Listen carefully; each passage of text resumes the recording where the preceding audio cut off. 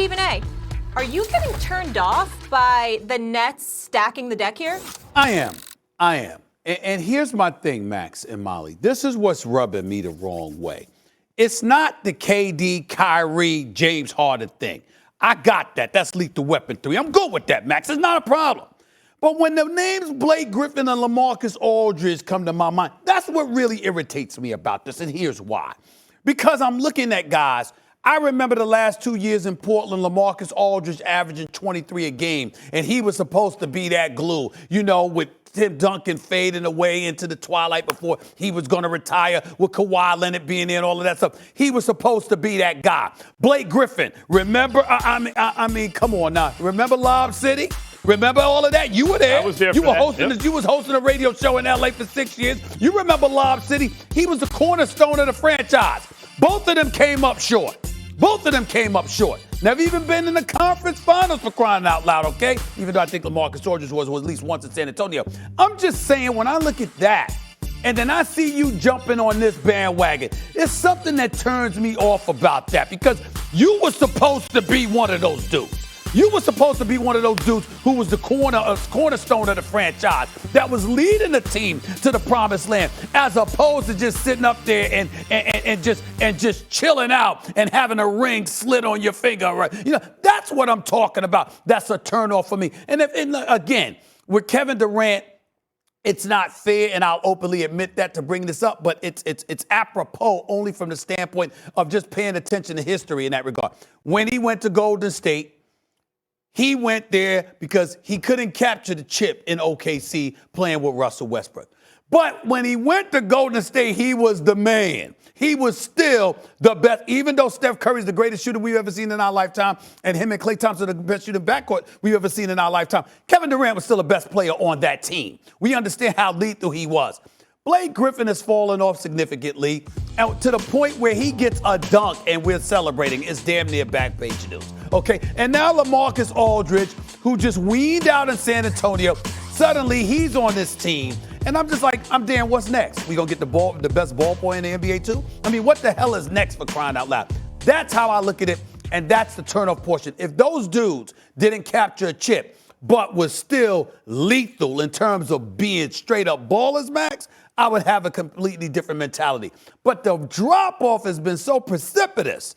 The fact that they are about to get a ring, right, under those conditions. I'm like, oh, but damn. That's not you getting turned off by the Nets. That's right. That's you getting turned off by the players. Right. Okay. That's what I'm saying. Then that's fine. I was going to say, if you're you're not going to Nets. The Nets ain't getting Lamarcus Aldridge and Blake Griffin. They're getting the remains of Lamarcus Aldridge and Blake Griffin. Let's be honest. What does Lamarcus Aldridge do well right now? Who's he getting? He's a 20-minute-a-game player. He can play basketball, sure, but he ain't Lamarcus Aldridge anymore. And by the way, he never really could shoot the three. He was like a deep mid-range shooter. It's one of the reasons he and DeRozan, it's one of the reasons the Spurs weren't better with those guys in a three-point shooting league. They're taking shots that are just as difficult to hit, but you only get 2 points instead of 3 if you make them. And Lamarcus Aldridge isn't even that guy anymore. He's a faded version of himself. And Blake Griffin, who knows what you're getting? Likely not much. So I'm not mad at the Nets or at KD. You talk about, this is the second time it's happened for KD now. This is totally different for me with KD. KD in Golden State couldn't get by Golden State, and then Golden State couldn't get by LeBron. So they joined forces. They're like, that's really about LeBron. Let's beat this guy somehow. Golden State won 73 games. The all-time record in the regular season came, a possession or two away of winning the championship? And then added an MVP player in KD. They'd have destroyed everyone with someone less than KD because they were already that stacked. That doesn't prove anything to me, KD. I don't care if you won Finals MVP. How could you not? You have to worry about Clay and Steph and everybody. This is different. KD went to Brooklyn off an Achilles, catastrophic injury, never knowing if you're going to be the same again. Brings Kyrie at first. Went a year like that. Then they trade for Harden. There was no guarantee Harden and Kyrie would even be able to share a backcourt.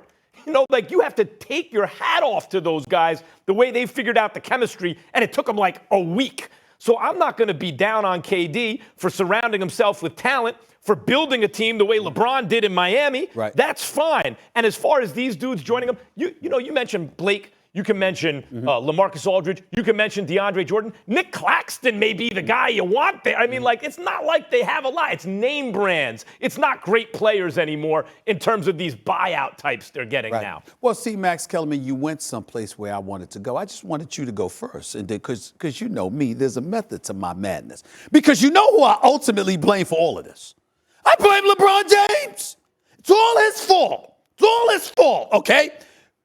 First of all, you go to it is hypocritical of me because even though I didn't like what happened, it was in South Beach. So why would I complain about having to go to South Beach? I mean, come on now. You understand? So I'm just throwing myself out on Front Street and that. I got it. But remember when they won the championship in Cleveland? And then the next year he came back, you had D-Wade to the mix. You had Deron Williams to the mix as well. You tried to do something like that in order to repeat as champions. KD ultimately hijacks your run because what does he do? He goes to Golden State, and now he's one up you there. And then he won back-to-back titles. Should have won three. Would have had a three-peat had he not torn his Achilles. Would have easily had a three-peat without question, okay? But then after that, what happens? Now he comes to Brooklyn, and this is what he's doing. So you've got a situation where LeBron has opened the floodgates. Thank God. Hopefully, AD will be back. He'll be healthy because with him and LeBron and adding Andrew Drummond, I think Andrew Drummond is a big pickup, which we'll get into. But in the end, what it comes down to, thank God, there's some level of competition. Because, see, that's the biggest thing. When I appeared with KD on the boardroom, on this show on ESPN Plus from before, when I appeared on there, okay, what I explained was it's all about competition. I'm old school, man. I grew up watching the NBA. I've been covering the NBA for 26, 27 years. I've been watching it all my life pretty much. I love the NBA, and I love competition. And you want to see people wanting to go against one another. And there's this culture where everybody's trying to join one another. And that goes against everything that I'm about. And I think that KD was definitely more significant because you joined a juggernaut. They had won 73 games, and you joined a juggernaut. But what Magic really showed these dudes is Magic? Yeah, excuse me. LeBron really showed. I'm going to talk about Magic in a second. What LeBron really showed these dudes, including KD, is that we can do the same thing the teams are doing. Because I think the reason I said Magic is I think about the Lakers in 79-80. That's Magic's rookie year, right? It's him and Kareem. But they drafted Worthy. But still, no. But it was a draft, I'm not talking about Worthy, though. I'm talking about Jamal Wilkes, and I'm talking about. He's already on the squad, right? Norm Nixon, right? Norm Nixon was already there. That's right. And then they traded for Spencer Haywood, right? Yeah, but my point is, it was draft, though. Okay. My point is what LeBron showed the world and other players like KD is. You see the way the teams are the boss and the GMs put together? Because the Lakers had a super-duper team. Stephen A., did they need Spencer Haywood? Like, they needed to grab an all-star power forward to go with all-time great center. They didn't need to do it, but they did it. And what LeBron showed KD is we can do that, too. I'm going to take Chris Bosh. Me and Wade and Chris Bosh are going to do it. KD said, bet. I'll just go and join Golden State. Oh, those aren't the rules? Bet. I'll make my own team. Me, Kyrie, and Harden. What's the difference between him doing that and a GM doing that in L.A.? I understand that. But what I'm trying to tell you is that the players themselves are the ones on the court competing. I'm not saying that the GMs, the executives don't compete out there. And I'm not faulting Sean Marks, who I think is doing an outstanding job. And I'm not faulting the Brooklyn Nets. I don't blame you. You could be all over me if I was doing that. I would do the same thing if I was them. Lamarcus Aldridge and Blake Griffin gave up about $20 million to get there, okay? They gave up about $20 million to end up on the roster. An expensive ring. Exactly. There we go. They're buying an expensive ring. They're buying a ring. But what I'm saying is I'm not knocking Sean Marks, Steve Nash, Mike D'Antoni. I'm not knocking an organization. That's what you're trying to do. The players themselves, you are on the court competing, and I had 5. Count them. 5 players. Text me this weekend. Oh, that's what we doing now, Stephen A.?